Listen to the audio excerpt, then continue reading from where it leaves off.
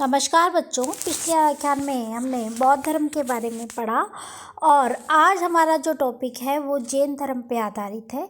जैसे कि हमने बौद्ध धर्म में पढ़ा कि बौद्ध धर्म की प्रस्तावना, बौद्ध धर्म अस्तित्व में कब आया, बौद्ध धर्म की स्थापना किसने की, या बौद्ध धर्म का उद्गम स्थल कहाँ से है, बौद्ध धर्म को चलाने वाले उनका जीवन परिचय, बौद्ध धर्म की शिक्षाएँ और बौद्ध धर्म के सिद्धांत, बौद्ध धर्म का प्रचार प्रसार। और उसके बाद हमने पढ़ा कि बौद्ध धर्म का दो भागों में विभक्त होना, उसके बाद बौद्ध धर्म के पतन के कारण और भारतीय संस्कृति को बौद्ध धर्म की देन। वैसे ही हम जैन धर्म को पढ़ेंगे। तो बच्चों, आप दिमाग में ये लेके चलना कि हमें इसका तुलनात्मक अध्ययन पढ़ना है, किसका, बौद्ध धर्म का और जैन धर्म का।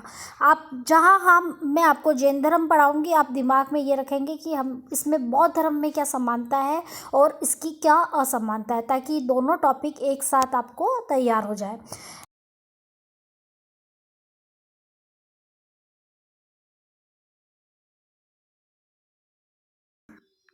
तेईस तीर्थकर जैन धर्म का प्रचार प्रसार कर चुके थे। यानी जो महावीर स्वामी, जिन्हें हम जैन धर्म का वास्तविक संस्थापक मानते हैं, उनसे पहले कितने तीर्थकर हो चुके थे? 23। ये 24वें तीर्थकर थे। इनमें से क्रम से मैं आपको जो नाम देख रही हूँ, पढ़ा रही हूँ, उनको आप बहुत अच्छे से याद कर लेना, ताकि आपके आगे के जो कंप्यूटर एग्ज़ाम है उसमें बहुत सारी बात पूछ लिया जाता है।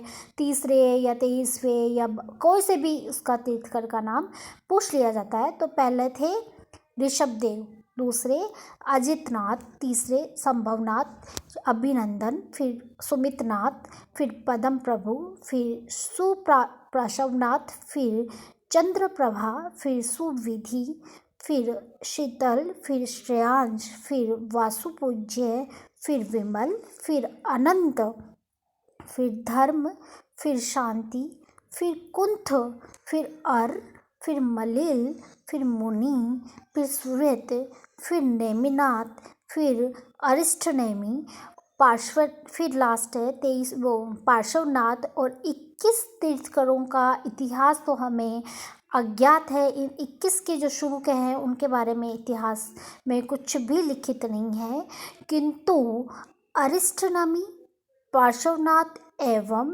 वर्धमान महावीर ऐतिहासिक है।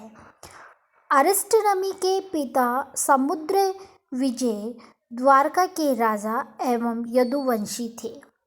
पार्श्वनाथ के पिता अश्वसेन बनारस के राजा थे तथा इनकी माता का नाम वामदेवी था। पार्श्वनाथ का जन्म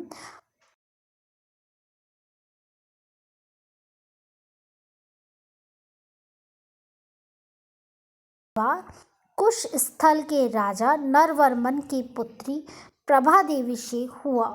23 वर्ष की आयु में संन्यास ग्रहण के 84 दिन की कठोर तपस्या के पश्चात इन्हें ज्ञान प्राप्त हुआ।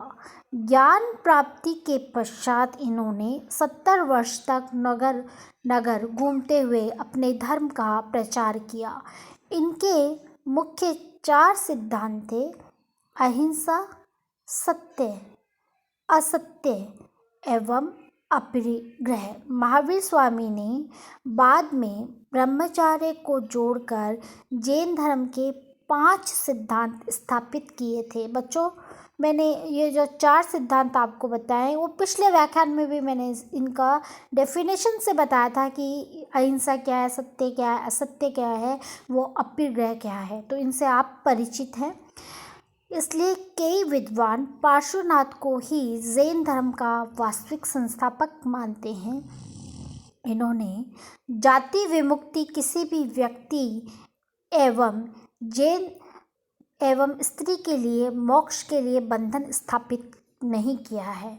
इनके अनुयायी निग्रंथ कहलाते हैं। 100 वर्ष की आयु में इनका निर्वाण सम्मत शिखर, जिसे आजकल पार्श्वनाथ पहाड़ी भी कहा जाता है, वहाँ पर हुआ। अब हम पढ़ते हैं स्वामी महावीर, इनका जीवन परिचय या इन्होंने अपने धर्म का प्रचार किस प्रकार किया।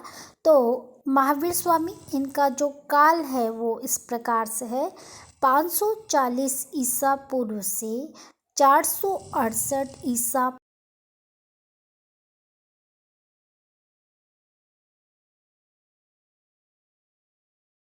धर्म के संस्थापक नहीं बल्कि इस धर्म के 24वें एवं अंतिम तीर्थंकर थे।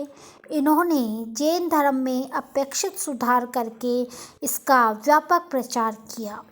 महावीर का जन्म 540 ईसा पूर्व, कुछ विद्वान इनका जन्म 599 ईसा पूर्व मानते हैं। वैशाली बिहार के मुजफ्फर जिले के कुंड गांव में इनका जन्म हुआ। आप इनके जन्म के साथ महात्मा बुद्ध के जन्म को भी जोड़िए और उनको पढ़िए। इनके पिता का नाम सिद्धार्थ कुंड ग्राम के क्षेत्रीय राजा थे। सिद्धार्थ के विवाह वैशाली की लिच्छवी राजकुमारी त्रिशला से इनका विवाह हुआ, जो लिच्छवी शासक चटक की बहन थी। सिद्धार्थ एवं त्रिशला के छोटे पुत्र का नाम वर्धमान था, जो भविष्य में महावीर के नाम से प्रसिद्ध हुए। महावीर का प्रारंभिक जीवन सुख सुविधाओं से परिपूर्ण व्यतीत होता है। छोटी आयु से ही उनकी शिक्षा आरंभ हो गई। फलस्वरूप शीघ्र ही वे सभी विद्याओं और शिल्पों में निपुण हो गए। युवा होने पर यशोदा नामक कन्या से उनका विवाह किया गया। इससे उन्हें एक पुत्री प्राप्त हुई, जिसका नाम अनुजा या प्रियदर्शना था। इसका विवाह जामरी नामक क्षत्रिय से हुआ। 30 वर्ष की आयु में महावीर ने अपने माता पिता की मृत्युपरांत बड़े भाई नंदीवर्धन से आज्ञा लेकर घर त्याग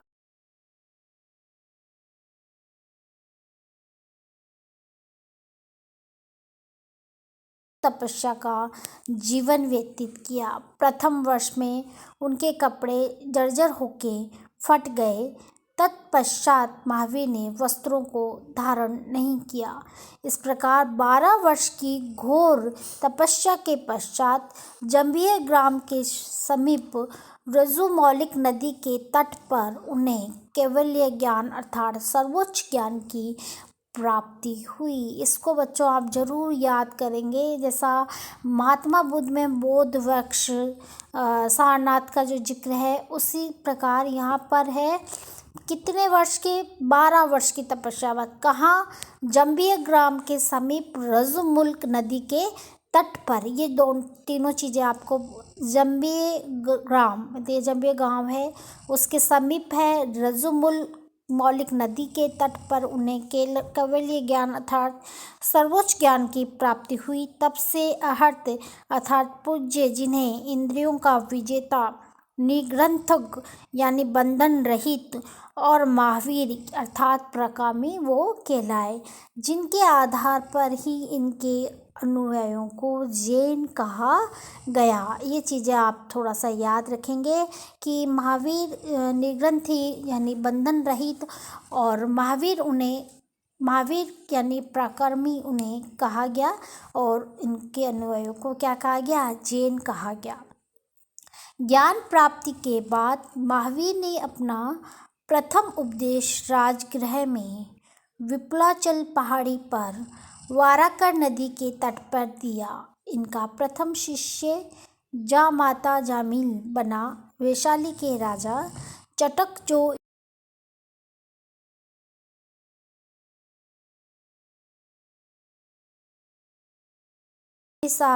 अजातशत्रु, उदयन, चंद्रप्रद्योत की आस्था भी जैन में थी।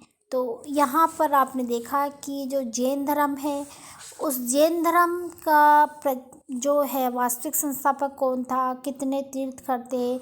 महावीर स्वामी 24वें तीर्थंकर थे। उन्हें कहाँ ज्ञान की प्राप्ति हुई, प्रथम उपदेश उन्होंने कहाँ दिया? तो कहाँ दिया? राजगृह में विपुलाचल पहाड़ी पर वाराकर नदी के तट पर दिए। कहाँ? वाराकर नदी के तट पर और राजगृह में। फिर यह है कि कौन कौन से नरेश ने जैन धर्म आस्था जो जैन धर्म में रखी, वो है बिंबिसार है, अजातशत्रु है, उदयन है, चंद्रप्रद्योत है, चंद्रगुप्त मौर्य भी हैं। अब आता है महावीर द्वारा धर्म प्रचार। महावीर को 42 वर्ष की अवस्था में यानी 42 की अवस्था में ज्ञान प्राप्त हुआ था। उन्होंने अपने जीवन के शेष वर्ष धर्म प्रचार में लगाए। इस समय भारत में सांख्य, वैदांतिक, अप्रदृष्टीय, आजीविक, शैव आदि संप्रदायों का आविर्भाव हुआ। इनके अतिरिक्त जैन धर्म का सबसे प्रबल प्रतिद्वंदी कौन था? बौद्ध धर्म था। नगन रहने के कारण महावीर जनता के अधिक निकट नहीं जा सके, तथापि उन्होंने लोगों को प्रभावित किया। उनकी शिक्षाओं से प्रभावित होकर अनेक राजा महाराजा उनके अनुयायी बने। उनके मामा चटक का अनेक राजवंशों से वैवाहिक मैत्रीपूर्ण संबंध था। इसका लाभ भी महावीर को मिला। चंपा राज्य की राजकुमारी चांदना तो महावीर की प्रथम भिक्षुणी थी। इसको आप अंडरलाइन कर लेंगे। चंपा राज्य की राजकुमारी कौन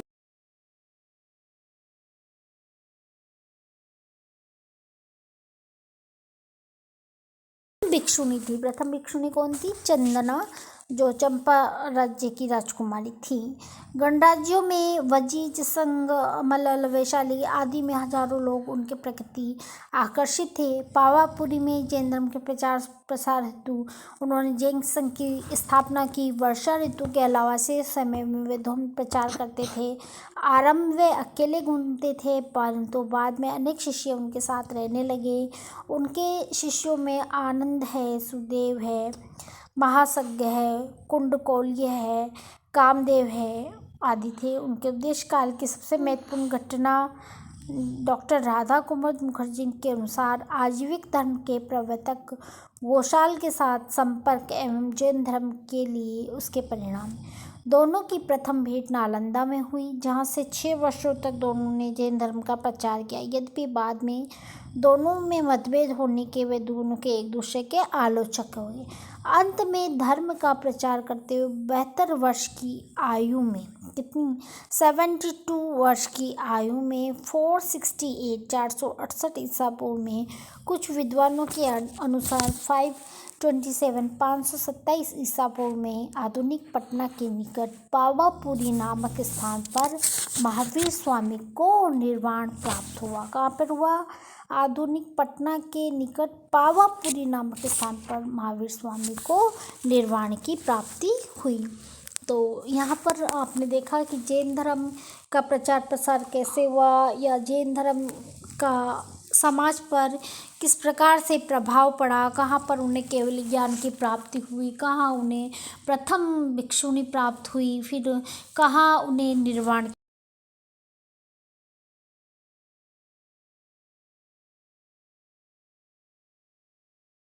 भाई। जैसे बौद्ध धर्म की शिक्षाएं हैं, वैसे ही जैन धर्म की शिक्षाएं हैं।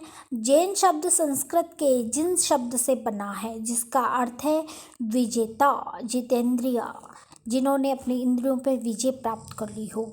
जैन शब्द किससे बना हुआ है? संस्कृत से बना हुआ है, जिसका अर्थ होता है विजेता, जितेंद्रिय।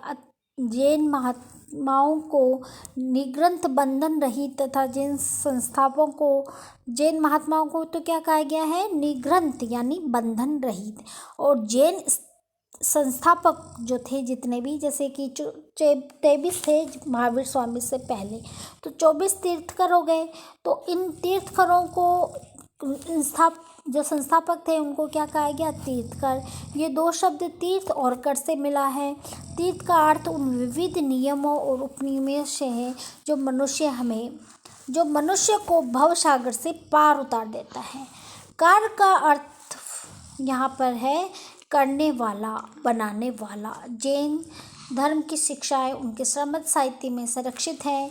जैन धर्म ग्रंथों में प्राचीनतम जैन आगम साहित्य हैं, जो तीर्थंकरों के कैवल्य ज्ञान एवं वचनों पर आधारित माना जाता है। जैन आगम साहित्य में 12 अंग है, 12 उपांग है, 10 प्रकरण है, 6 छंद्र सूत्र है, 4 मूल सूल है, फिर एक नंदी सूत्र है, एक अनुयोग द्वार शामिल किए गए हैं। इनमें प्रमुख 12 अंगों का स्थान है। 12 अंग है और 12 ही उपांग है। 12 अंग और 12 ही क्या है, उपांग है, और 10 प्रकीर्ण है।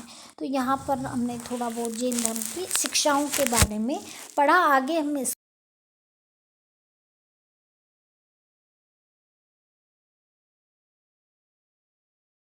पढ़ेंगे। जब तक कि आप जितने भी जैन धर्म में छोटे छोटे प्रश्न बन रहे हैं उनको आपकी नोटबुक में लिखेंगे और याद करेंगे, ताकि आगे कोई परेशानी आपको नहीं आए। और जैन धर्म पढ़ रहे हैं तो बौद्ध धर्म का स्वतः ही आपको आपके दिमाग में इसका रिवीजन करना है। धन्यवाद।